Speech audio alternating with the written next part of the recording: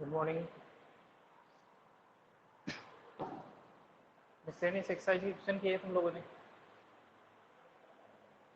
3.4 तो कंप्लीट हो गई होगी आई थिंक। नेहा, अनिकेत, यशवी, रिया, मोहित, आवाज आ रही है क्या तुम लोगों को? Yes sir. क्वेश्चन क्वेश्चन किए? यस सर 3.4 तो कंप्लीट है। 3.4 कंप्लीट है। और मिसलेनियस के भी करते तो हो जाते हैं। कुछ क्वेश्चन जो मैथमेटिकल इंडक्शन से होंगे उनको छोड़ के 3 या 4 क्वेश्चन होंगे जो आप लोगों के 11th क्लास में एक चैप्टर था और चैप्टर मैथमेटिकल इंडक्शन उससे होंगे। अब मैथमेटिकल इंडक्शन पिछले साल डिलीट हो गया था, है ना? तो क्या करेंगे? तो यहाँ पे देखेंगे शॉर्ट में, ठीक है ना? इस तरीके से मैथमेटिकल इंडक्शन की हेल्प से अपन किसी भी चीज़ को प्रूव कर सकते हैं, तो अपन देखेंगे। मैथमेटिकल इंडक्शन अगर आप लोगों को डिटेल में देखना है तो जब 11th क्लास में टॉपिक चलेगा। अभी तो सेकंड चैप्टर स्टार्ट हो चुके हैं ना, थर्ड फोर्थ लगभग 1 महीने के बाद। अगर आप लोग इंटरेस्टेड हो तो वहाँ पे देख सकते हो, या फिर मैं रिकॉर्डिंग की लिंक आप लोगों को शेयर कर दूंगा। लेकिन फिलहाल आप लोगों को बेसिक फंडा बता दूंगा मैथमेटिकल इंडक्शन से क्वेश्चन होते कैसे, डिटेल में नहीं बताएंगे यहाँ पे। डिटेल में जब 11th की क्लास होगी तब उनकी रिकॉर्डिंग की लिंक मैं आप लोगों को शेयर कर दूंगा, है ना? तो देखो, कोई भी क्वेश्चन मैथमेटिकल इंडक्शन से कैसे सॉल्व करते हैं अपन उसको देखते हैं, क्योंकि फर्स्ट क्वेश्चन ही है जो मैथमेटिकल इंडक्शन का ही है। इसमें फर्स्ट क्वेश्चन जो है मिसलेनियस का 3.4 कंप्लीट हो गई होगी सबके। और मिसलेनियस का जो फर्स्ट क्वेश्चन है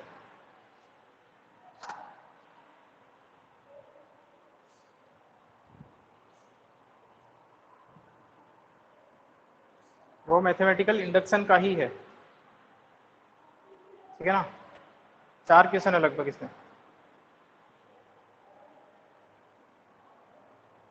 अच्छा, उससे पहले जो मैथमेटिकल इंडक्शन वाले नहीं है वो क्वेश्चन देख लेते हैं एक बार।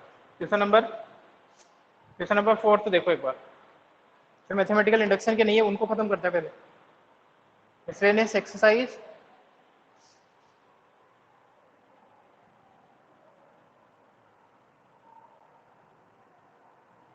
थ्री। और जो बाकी बच्चे केवल ज्वाइन करके बैठे रहते हैं, कुछ बोलते नहीं, उनका क्या? उनको कोई मतलब ही नहीं है, तो रिकॉर्डिंग देखेंगे बाद में, वो भी देखेंगे। तो क्वेश्चन नंबर 4 है। क्वेश्चन नंबर 4 ये बोल रहा है कितने बच्चे वास्तव में क्लास ले रहे हो, एक बार मेरे को बता दो। मोहित, अनिकेत, यस आवाज आ रही सर। है? श्रुति,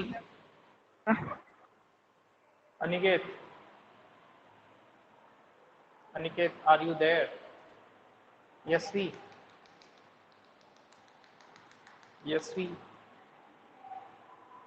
अदिति पवार। Yes sir. ठीक है, तो बोलते रहो तुम, जो जितने भी 3-4 बच्चे हो। रिया, यस सर। चलो बोलते रहा करो बीच बीच में। क्वेश्चन नंबर 4 बुक है सब लोगों के पास? अब तो लगभग 1 महीने से यस ज्यादा हो सर। गया स्कूल चलते। तो मिसलेनियस एक्सरसाइज कुछ मैथमेटिकल इंडक्शन के हैं। मैथमेटिकल इंडक्शन के जब अपन क्वेश्चन करेंगे, है ना, या तो अगर आज तो मुश्किल है, अगर आज करते हैं तो फिर बाकी नहीं हो पाएंगे। मैं सोच रहा हूँ बिना मैथमेटिकल इंडक्शन वाले पहले कर लेते हैं। मैथमेटिकल इंडक्शन के जो क्वेश्चन अपन करेंगे तो उसमें आपको बिल्कुल बेसिक फंडा बता दूंगा क्या तरीका यूज करते हैं ना। अगर आप लोगों को डिटेल में देखना है, मैथमेटिकल इंडक्शन पढ़ना है, तो जब 11th क्लास में स्टार्ट होगा तो उनके साथ में पढ़ सकते हैं आप लोग, है ना? कुछ ऐसा इंतजाम अपन करेंगे इस टाइम पे, या तो लिंक रिकॉर्डिंग की या फिर उनकी क्लास के साथ में। उनका 4th चैप्टर है, अभी उनके सेकंड चल रहा है। लगभग 1 महीने के बाद में वहाँ पे मैथमेटिकल इंडक्शन स्टार्ट होगा, ठीक है ना? बिल्कुल ईजी है, बिल्कुल ईजी चैप्टर है मैथमेटिकल इंडक्शन, ठीक है? पूरी बुक में one of the easiest chapter में से आता है। उसका यूज करते हुए आप लोगों की क्वेश्चन नंबर 1, 2, 3 और भी एक क्वेश्चन है, लगभग 4-5 क्वेश्चन है मिसलेनियस एक्सरसाइज में जो आपको मैथमेटिकल इंडक्शन से ही करने पड़ेंगे। लेकिन 11th क्लास में मैथमेटिकल इंडक्शन डिलीट हो गया था, ठीक है ना?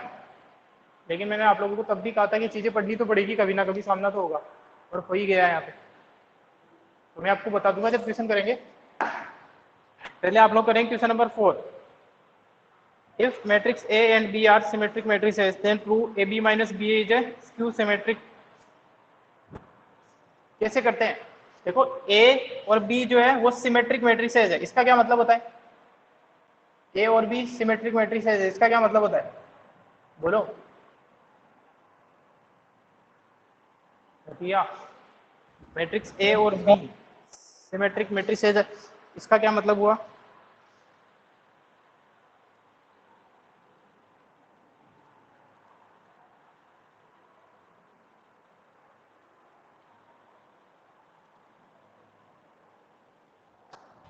सर मतलब यहाँ पे जो ए डैश होगा वो ए के इक्वल होगा।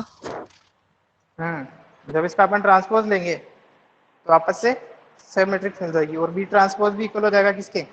बी के। बी के। ठीक है ना?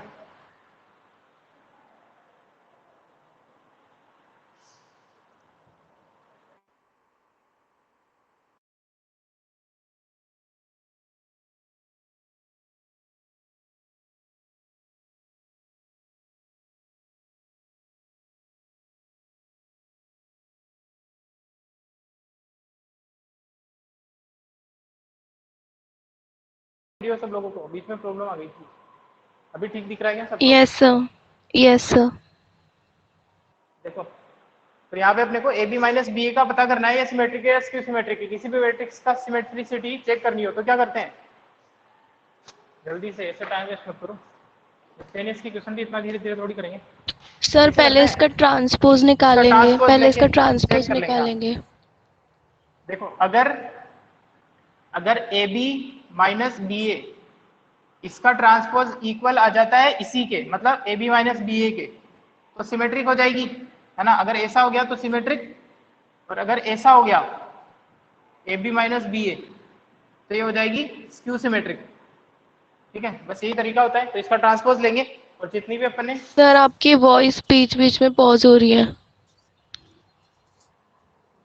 आज इश्यू आ ही रहा है सुबह से। अभी अभी क्लियर है क्या? एक बार बता दो, 1 मिनट में वापस से ट्राई करो। यस सर, क्लियर है क्या वॉइस सब लोगों को? Yes sir. वॉइस क्लियर है सब लोगों को? आप लोग बता दीजिए जब भी वॉइस में प्रॉब्लम होती है ना, सब लोगों को क्लियर होगी वॉइस? तो इसको चेक करना है तो इसका ट्रांसपोज ले लेंगे, है ना? ए बी माइनस बी ए का ट्रांसपोज ले लेंगे, डैश से भी रिप्रेजेंट कर सकते हैं आप, कोई प्रॉब्लम नहीं है। इसका ट्रांसपोज लेंगे, जब ट्रांसपोज लेते हैं और प्लस या माइनस होता है तो सीधा सीधा ट्रांसपोज हो जाता है। ए बी का ट्रांसपोज माइनस बी ए का ट्रांसपोज। बिल्कुल इजी इजी क्वेश्चन, इसलिए मैंने कहा था थ्योरेटिकल क्वेश्चन टफ नहीं होते, उनको करना जरूर होता है, लेकिन है ना, ऐसे छोड़ देना नहीं है।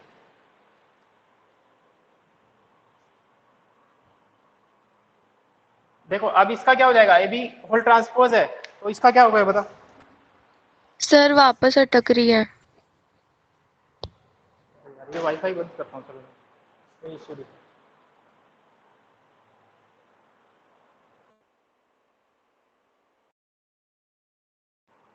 अभी आ रही? अभी क्लियर आ रही क्या वो? Yes sir. ठीक है, तो ए बी का होल ट्रांसपोज है, इसका क्या होगा बताओ? बोलो Mohit. A transpose b, b transpose A transpose. हाँ उल्टा हो जाता है, जब मल्टीप्लाई में होता है तो उल्टा हो जाता है, B transpose into A transpose. और इसका क्या हो जाएगा? A transpose into B transpose. A transpose into B transpose. अब इनकी जगह वैल्यूज पुट कर दो, B transpose equal to B, A transpose equal to A. This is A, this is B, क्योंकि गिवन है ए ट्रांसपोज इक्वल टू है A और B transpose equal to है बी, क्योंकि दोनों की दोनों क्या है? सिमेट्रिक मैट्रिक्स है, गिवन है अपने को, है ना? तो मैट्रिक्स तो ए बी माइनस बी है, तो इसमें से अगर मैं माइनस कॉमन ले लूँ तो ये हो जाएगा A B minus b a. Since a B minus b a equal to minus of a B minus b a, तो क्या हो गई ये स्क्यू सिमेट्रिक हो गई, देयरफॉर स्क्यू सिमेट्रिक। ये प्रूव करना था अपने को। छोटे छोटे क्वेश्चन है, स्क्रीनशॉट लो जल्दी से। हाँ, इसलिए अपने को थ्योरेटिकल क्वेश्चन अटेम्प्ट करनी है, छोड़ने नहीं है इनको।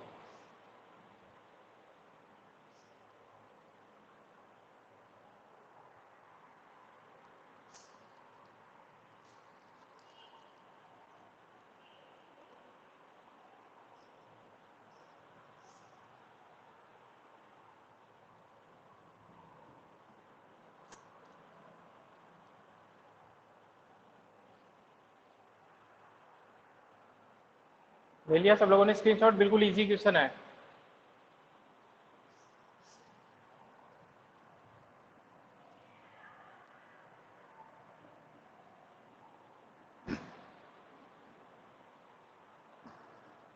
इसके बाद में देखो,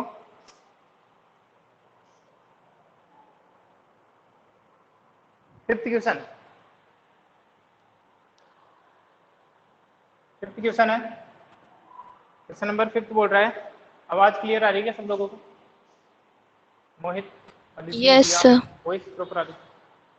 show that Yes, sir. Matrix b dash A b is symmetric और skew symmetric according to a is symmetric और स्क्यू सिमेट्रिक। ये बोल रहा है कि ये जो मैट्रिक्स दी हुई है बी डैश ए बी, ये डिपेंड करती है किस पे? ए मैट्रिक्स पे।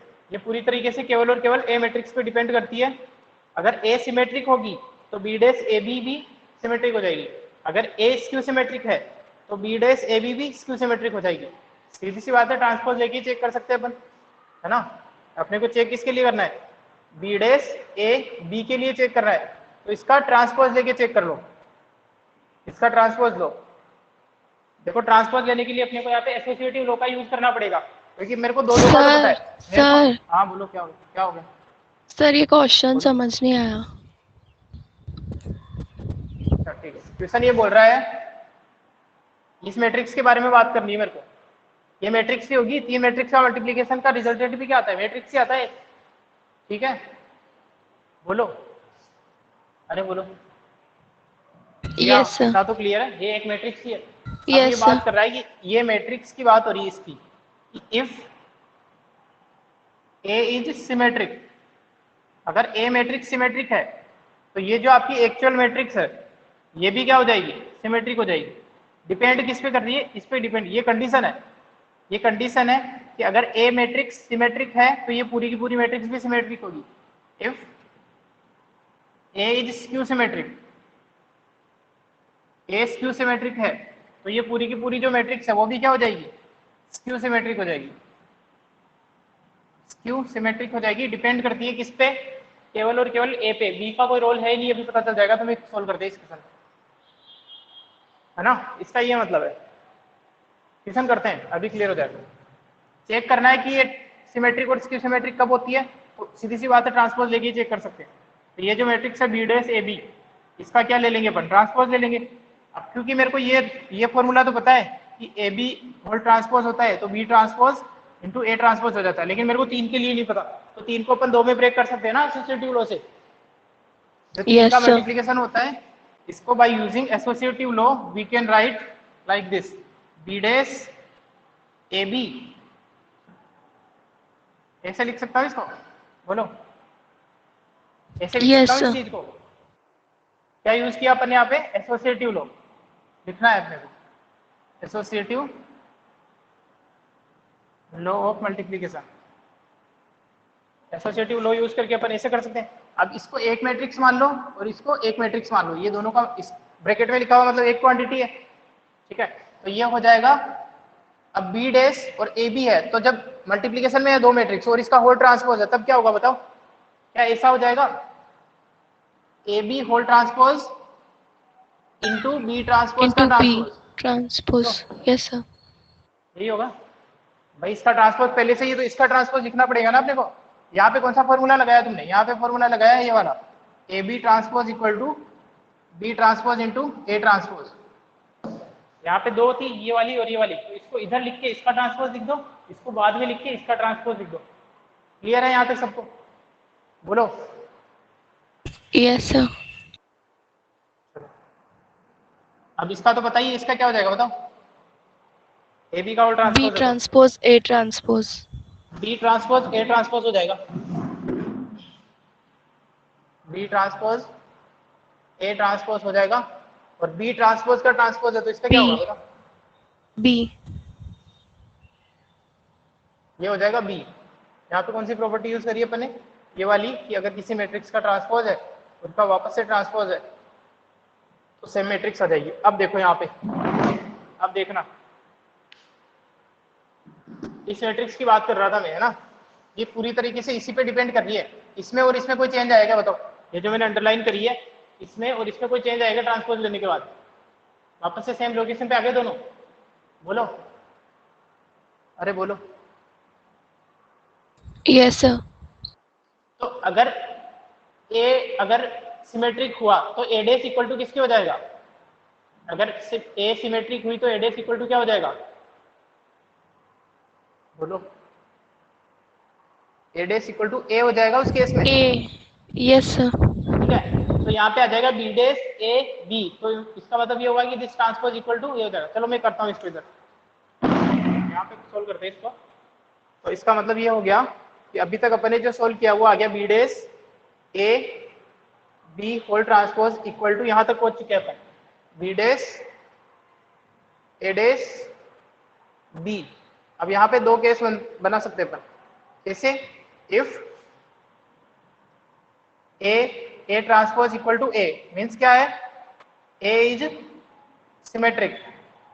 अगर ए सिमेट्रिक है तो ए ट्रांसपोज इक्वल टू ए है, तो उसमें लिख दो। तो इसका मतलब हो जाएगा B dash A B whole transpose equal to हो जाएगा, अगर ए सिमेट्रिक है तो क्या इस ए डेस की जगह ए लिख सकता हूं मैं, बोलो,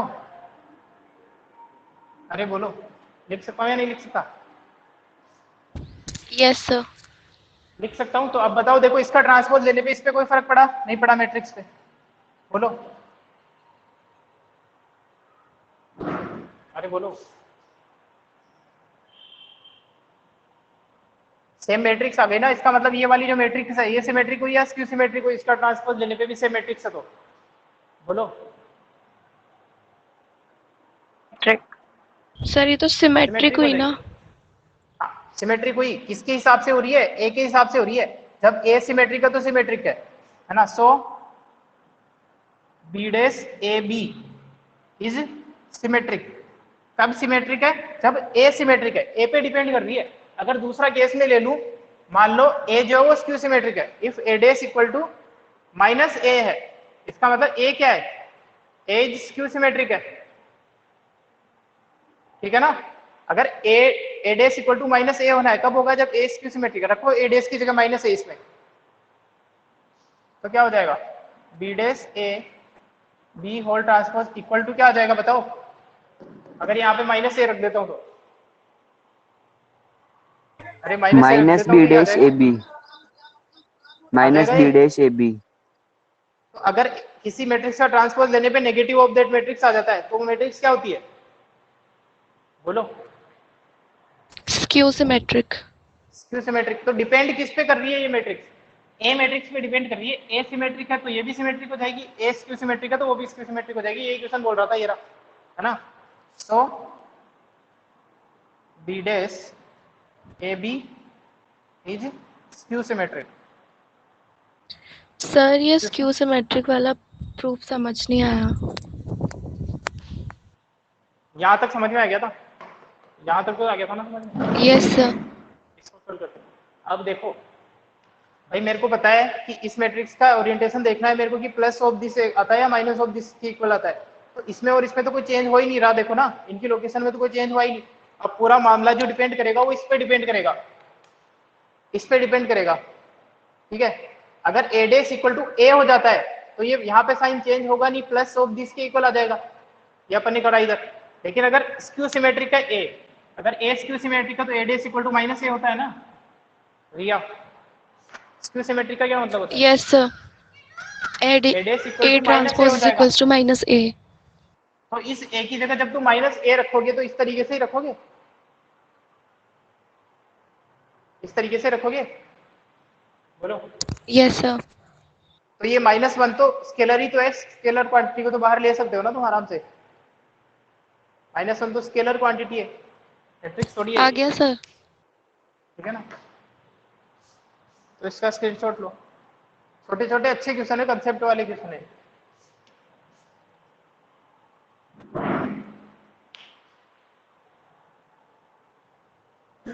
इसको नोट करने की जरूरत नहीं है नोटबुक पे, तो ऐसे समझाने क्वेश्चन समझाने के लिए था, यहाँ से सॉल्यूशन स्टार्ट होता है अपना,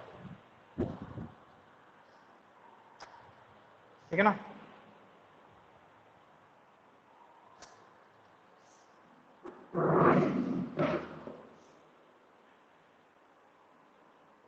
स्क्रीनशॉट लो, क्वेश्चन नंबर 6 देखो, क्वेश्चन नंबर 6 देखो अब। सर ये 6 तो हम कर लेंगे। वही बोल रहा हूँ। क्वेश्चन नंबर 6 हो जाएगा, find the value of this mat, X Y Z की वैल्यू रखनी है, जब ये ए डैश इसका और इसका ट्रांसपोज का मल्टीप्लाई करवा के 3/3 की आइडेंटिटी मैट्रिक्स के इक्वेट कर देना, एक्स वाई जेड की वैल्यू निकल जाएगी। 7th क्वेश्चन भी हो जाएगा। 7th में क्या करना है, 7th में तीनों मैट्रिक्स को मल्टीप्लाई करना है, 7th में तीनों मैट्रिक्स को मल्टीप्लाई करना है। एक बार मेरे को ये बताना, फर्स्ट मैट्रिक्स का ऑर्डर क्या है, फर्स्ट मैट्रिक्स का ऑर्डर 7th क्वेश्चन में फर्स्ट मैट्रिक्स का ऑर्डर क्या, जल्दी से बोलो। नंबर 7th में फर्स्ट मैट्रिक्स का ऑर्डर 3/1/3, ठीक है ना, फर्स्ट मैट्रिक्स का ऑर्डर है। और सेकंड मैट्रिक्स का ऑर्डर क्या है, थर्ड मैट्रिक्स का ऑर्डर क्या है मोहित, थर्ड मैट्रिक्स का ऑर्डर क्या है, 0 2 x जो लिखा हुआ है, तुम लोग यार गला ही सुखा देते हो। 3/1। 3/1। इन तीनों मैट्रिक्स को मल्टीप्लाई करना है, तो ऐसे ही करोगे, पहले इन दोनों को मल्टीप्लाई करोगे, फिर उसके बाद में जो रिजल्टेंट आएगा, इन दोनों को मल्टीप्लाई करने पे जो रिजल्टेंट आएगा उसका ऑर्डर क्या आएगा बताओ। 1/3। 1/3 आ जाएगा। इसको तो उड़ा देते हैं और जो बचता है वो ऑर्डर हो जाता Yes, है। sir. अब इस मैट्रिक्स को मल्टीप्लाई तो फिर- करोगे 3/1 की मैट्रिक्स से, तो 1/1। जो रिजल्टेंट आएगा फाइनल, तो इसका 1/1 मतलब 1/1 की एक मैट्रिक्स मिलेगी, मतलब ऐसा उसके अंदर एक ही एलिमेंट होगा, उसको डायरेक्ट 0 के इक्वल रख देना। इधर रख रखा है ना ओ, कैपिटल ओ का क्या मतलब होता है, 0 मैट्रिक्स।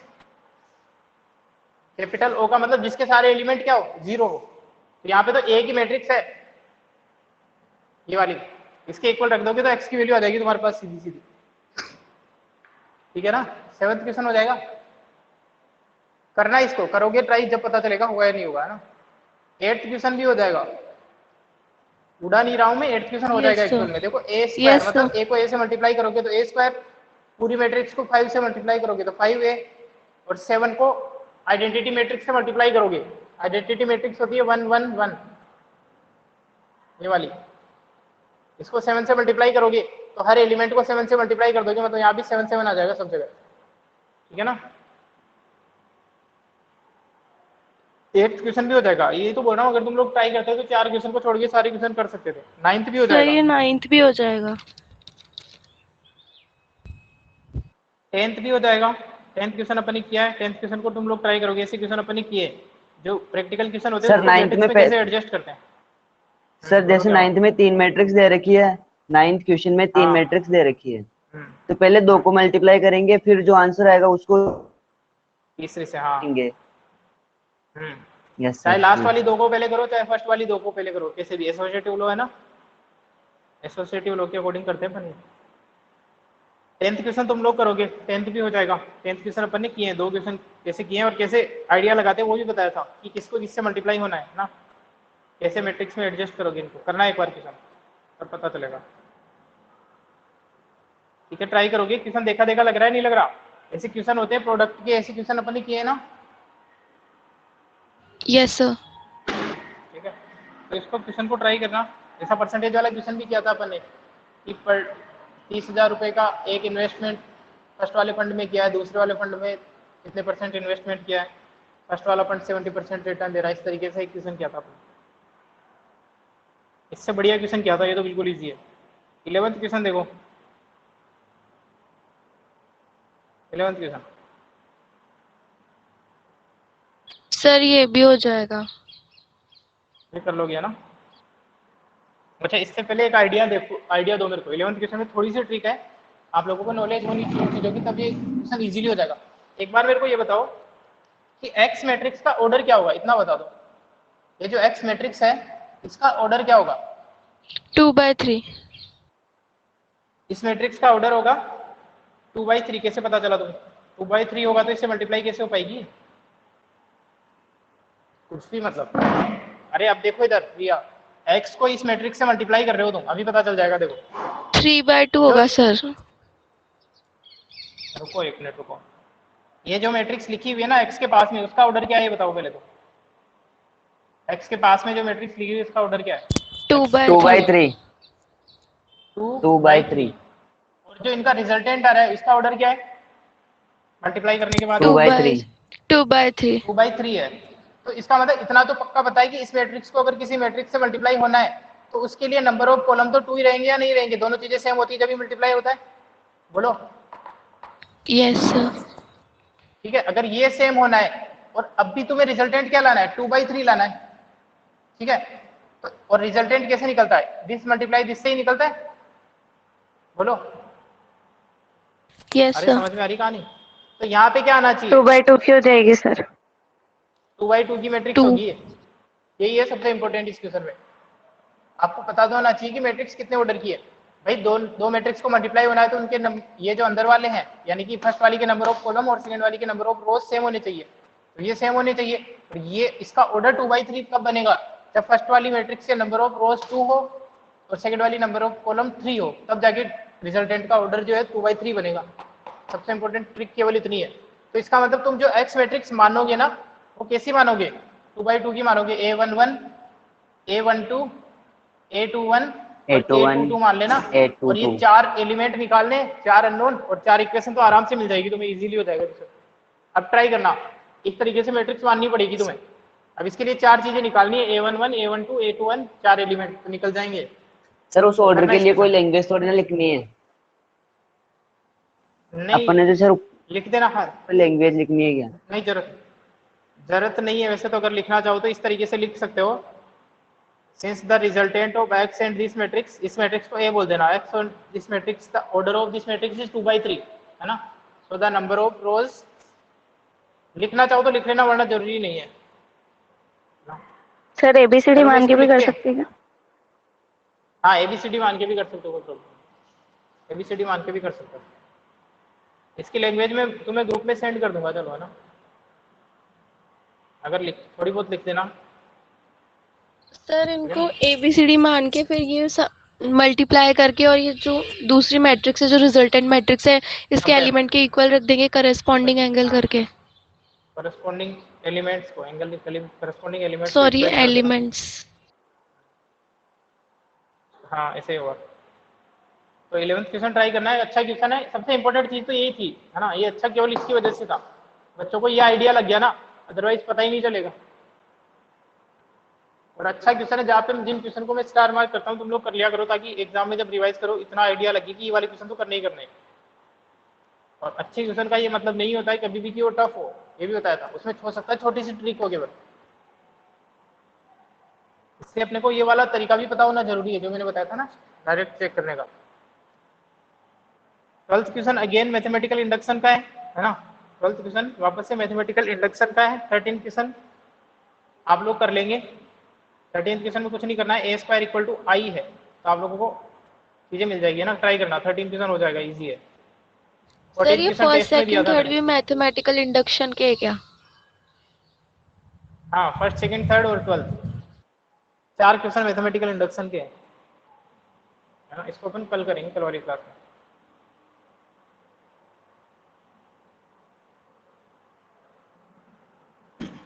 थर्टींथ क्वेश्चन देखो, 13th आप लोग कर लोगे। 14th क्वेश्चन तो मैंने टेस्ट में ही दिया था, if A matrix is symmetric and skew symmetric both, तो आंसर क्या होगा इसका 14th का, बताओ बोलो। 14th का आंसर क्या होगा? Zero matrix. जीरो मैट्रिक्स आ जाएगी, नल मैट्रिक्स, है ना। और लास्ट वाला भी हो जाएगा 15th सर क्वेश्चन। ये क्वेश्चन 4 क्वेश्चन, आपने एग्जाम अभी टेस्ट में भी दिया था ना? हाँ ये वाला टेस्ट में दिया था। अब आप लोगों को 15th क्वेश्चन भी करना है और 4 क्वेश्चन और बचे जो मैथमेटिकल इंडक्शन वाले हैं। तो कुछ बेसिक चीजें मैं आप लोगों को मैथमेटिकल इंडक्शन की बता देता हूँ ताकि कल अपन क्वेश्चन कर पाए। इसका स्क्रीनशॉट ले लो जल्दी से। स्क्रीनशॉट तो क्या ले ही लिया पहले, ये तो वैसे ही बताया था। चलो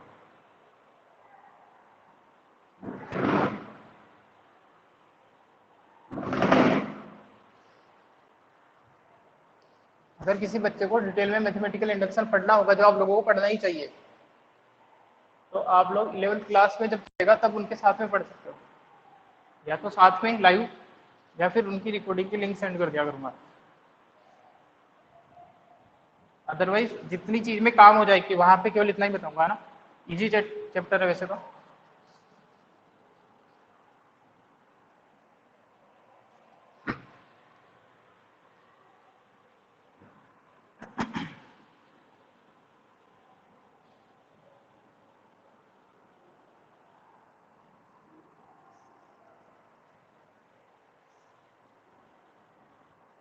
देखो क्या फंडा अपन यूज करते हैं इसमें,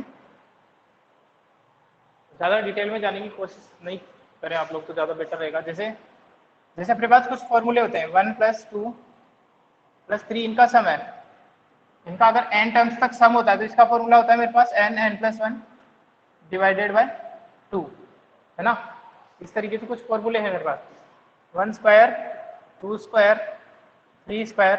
इसका मतलब n नेचुरल नंबर के स्क्वायर का सम अगर निकालना हो तो इसका फॉर्मूला होता है n+1 2n+1 / 6। इस तरीके से कुछ कई सारे फॉर्मूले होते हैं मैथमेटिक्स में, ठीक है। तो इनका जो प्रूफ अपने को करना हो, मतलब इनकी वैलिडेशन चेक करना हो कि वैलिड है या नहीं, और वैलिड है तो कितने नंबर तक वैलिड है और क्या सभी नंबर के लिए वैलिड है, तो ऐसे क्वेश्चन में अपने को जो हेल्प लेनी होती है वो होता है मैथमेटिकल इंडक्शन से। मैथमेटिकल इंडक्शन किस चीज पे काम करता है वो समझो। इसका मतलब क्या करूंगा मैं, इस फॉर्मूले की बात कर लेता हूँ, फर्स्ट फॉर्मूले। तो अपने को क्या करना होता है यहाँ पे कि n=1 के लिए चेक करना होता है कि क्या ये फॉर्मूला जो है वो n=1 के लिए वैलिड है या नहीं, n=1 के लिए वैलिड है या नहीं, ठीक है। दो स्टेप होती है बिल्कुल सिंपल। फर्स्ट स्टेप होती है n=1 के लिए चीज वैलिड है या नहीं। कैसे चेक करते हैं कि यहाँ पे n=1 रख दो, इधर n=1 रख दो, इधर n=1 रखूंगा तो यहाँ आ जाएगा 1 1 + 1 / 2। कितना आएगा बताओ, कितना आएगा 1। बोलो, 1 आ जाएगा। और अपने को पता है कि एक नेचुरल नंबर का 1 तक ही अगर मैं सम करूंगा तो 1 ही आएगा। तो इसका मतलब n=1 के लिए तो ये फॉर्मूला वैलिड है ना। इसमें जब n=1 रख रहे हो तुम तो 1 ही आ रहा है, और अपने को पता है 1 का 1 तक सम करूंगा तो 1 ही आएगा। बोलो यस सर। ठीक है। तो सबसे पहली स्टेप जो होती है वो होती है कि n=1 के लिए चेक करो वैलिड है या नहीं। सेकेंड स्टेप होती है अगर n=1 के लिए वैलिड है तो आपको चेक करना है किसी भी n=k के लिए, कोई भी जनरल है k l m n कुछ भी लिख सकते हैं। यहाँ पे n अपन लिख रहे हैं इसलिए n का यूज नहीं करेंगे, कोई भी नेचुरल नंबर लिख देंगे n=k के लिए। n=k के लिए इसको वैलिड मानते हैं, है ना। इसको वैलिड मानते हुए n=1 के लिए तो चेक करोगे कि वैलिड है या नहीं, n=k के लिए इसको वैलिड मानते हुए, है ना, by assuming that the given formula, कोई भी फॉर्मूला जो है इज वैलिड फॉर n=k के लिए वैलिड मानते हुए। अगर n=k के लिए वैलिड है, मान लो ऐसा मैंने मान लिया है n=k के लिए वैलिड है, तो क्या हो जाएगा 1 + 2 + k नंबर तक का जो सम है वो कितना हो जाएगा। इस फॉर्मूले को अगर मैं वैलिड मान लूं k के लिए तो n के इस फॉर्मूले के अकॉर्डिंग कितना हो जाएगा k नंबर तक का सम। बोलो बोलो, इसमें k रख दूं n की जगह, अरे बोलो, सिंपल सी यस बात है। अगर सर। आपको k तक का सम निकालना हो तो इस फॉर्मूले में k रख दो, क्योंकि आप मान रहे हो कि ये k के लिए ट्रू है ना। फॉर्मूला तो वैसे ट्रू है ही सही हर वैल्यू के लिए। आप प्रूव कैसे करोगे वो बता रहा हूं मैं। तो अब आपको आपके पास में दो रिजल्ट है, आपके पास में दो रिजल्ट है, एक ये वाला और एक ये वाला, ठीक है ना। एक ये इसको आपने चेक किया क्योंकि 1 के लिए आप हर चीज को चेक कर पाओगे, और n=k के लिए आपको ट्रू मानना है। इन दोनों की हेल्प से, इन दोनों की हेल्प से, ध्यान से सुनना, अगली सबसे इंपॉर्टेंट स्टेप है। इन दोनों की स्टेप से, by using both of the steps, by using both steps,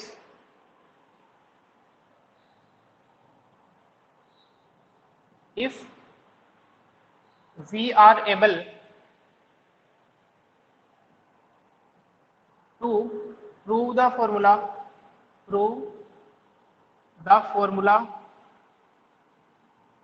for k plus 1 n equal to k plus 1 के लिए अगर अपन इनकी हेल्प से डायरेक्ट वैल्यू नहीं रखेंगे, इसकी इन दोनों की हेल्प से अगर मैं k प्लस 1 के लिए ये फॉर्मूला प्रूव कर दूं, एक चीज आपने चेक करी है, एक चीज आपने अज्यूम करी है, दोनों की हेल्प से अगर आप इसके जस्ट बाद वाला टर्म, अगर m लिया है तो m प्लस 1 के लिए, k लिया तो k प्लस 1 टर्म के लिए, अगर उनके लिए उस चीज को प्रूव कर देते हो तो by the statement of mathematical induction you can say that this formula will be valid for all the values of n। ठीक है, कल अपन क्वेश्चन से करेंगे तो और क्लियर होगा। जैसे इस क्वेश्चन के लिए अगर मैं बात करूं, इस क्वेश्चन के लिए अगर पर्टिकुलर बात करूं इस फॉर्मूले के लिए, तो यहाँ पे मैंने दो चीजें मान ली है भाई, n इक्वल टू 1 के लिए होता है ये, ठीक है, और कहाँ गया, n इक्वल टू k के लिए होता है ये वाला k प्लस 1, ठीक है, यही होता है। इसकी हेल्प से मैं इसको कैसे प्रूव कर पाता हूँ ये देखना तुम एक बार। 1 plus 2 plus 3 plus k plus 1, एक बार समझाना, क्या इसी का सम निकालना है मेरे को, इसी का सम निकालना है k प्लस 1 टर्म, ठीक है, और यूज किसका करना है मेरे को, इन दोनों फॉर्मूले, इन दोनों चीजों का, केवल इन दोनों चीजों का यूज करना है। तो एक बात समझना, यहां तक आपको पता है, यहां तक तो आपको पता है कितना सम आपने मान लिया, क्योंकि आपने अज्यूम कर लिया भाई ये ट्रू है इसके लिए। बताओ कितना है यहां तक का सम इस फॉर्मूले के अकॉर्डिंग, बोलो बोलो बोलो जल्दी। k plus 1 upon 2। Very good.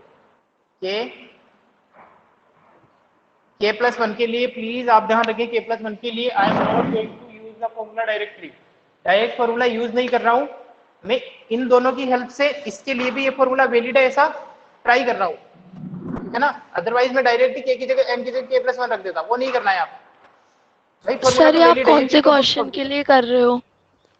ये जो अपने मैथमेटिकल इंडक्शन वाले क्वेश्चन छोड़े हैं ना 4, उनके लिए, उनका फंडा बता रहा हूँ, कल अपन क्वेश्चन करेंगे और क्लियर हो जाएगा। तो इतना मेरे को पता है k प्लस 1 डिवाइडेड बाय 2 है, और इसमें मेरे को ऐड क्या करना है, k प्लस 1 और ऐड करना है, बोलो तब ये इसका सम आ जाएगा, टोटल आ जाएगा नहीं आ जाएगा, बोलो बोलो। यस सर, आ जाएगा। अब इसको सॉल्व करते हैं अपन, इसको अरेंज या रीअरेंजमेंट करते हैं, इसका k plus 1 plus 2 into k plus 1 divided by 2, ऐसे लिख सकता हूँ एलसीएम लेके, बताओ बताओ बताओ जल्दी बोलो, एलसीएम लेके ऐसे कर सकते हैं क्या, जल्दी से रिप्लाई किया करो तुम लोग यार। Yes sir, yes sir. इन दोनों में से k प्लस 1 कॉमन आ सकता है क्या? Yes sir. यस सर, अगर k प्लस 1 कॉमन आ सकता है तो क्या ऐसा बन जाएगा ये k प्लस 2 बन जाएगा नहीं बन जाएगा? यस सर, सर बन जाएगा। बन जाएगा। अब समझो, क्या इसको मैं ऐसे लिख सकता हूँ k प्लस 1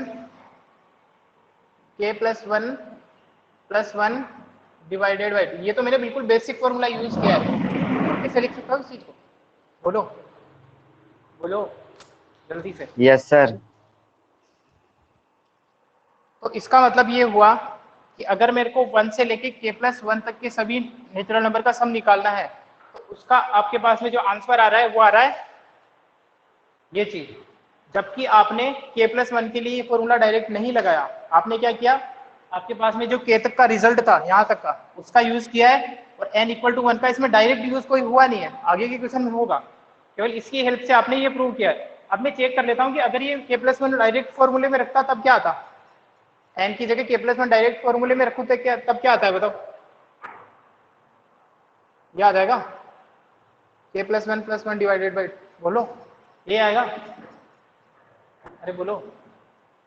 यस सर, ये आएगा, और यही अपने इसमें भी आया है, जबकि अपन ने यूज क्या किया था, k तक के जो टर्म है उनका सम का यूज किया था। तो इस तरीके से अगर दोनों चीजें ट्रू है, इसका मतलब ये हुआ कि ये वाला जो फॉर्मूला है वो k+1 के लिए भी ट्रू है। इसकी हेल्प से प्रूव किया अपन ने n = k की हेल्प से और इसकी हेल्प से। तो by the statement of mathematical induction हम कह सकते हैं कि ये जो फॉर्मूला है n की हर वैल्यू के लिए ट्रू होता है। कल और क्वेश्चन करेंगे इसी तरीके से, इसका स्क्रीनशॉट तो ले लो फिलहाल, जितना भी समझ में आया उसका एक बार स्टडी तो करना है ना, पढ़ना तो सही इसको एक बार, थोड़ा थोड़ा समझ में आएगा क्योंकि थोड़ा अपन शॉर्ट में ही देखेंगे इसको फिलहाल के लिए। ठीक है, स्क्रीनशॉट ले लो आप लोग।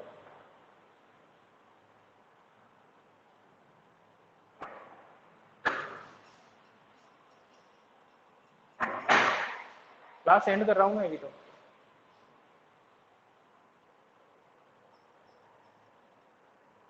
ठीक है,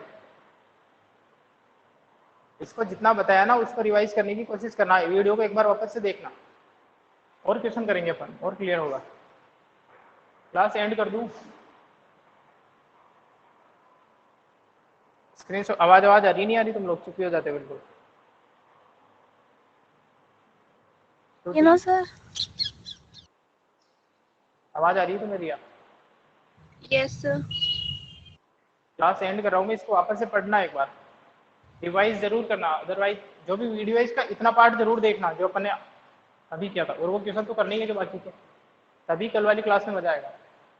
क्लास एंड कर रहा हूँ।